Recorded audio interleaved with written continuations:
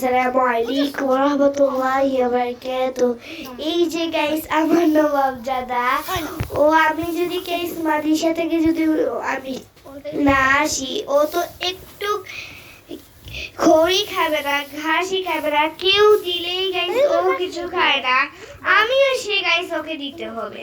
মানে ও একটু কি ছুবেই না, ওকে দেবে মানে একটু কি এটা ও আমার জন্য আর কি অপেক্ষা করে। আমার মালিক কোন সময় আসবে, কোন সময় আসবে।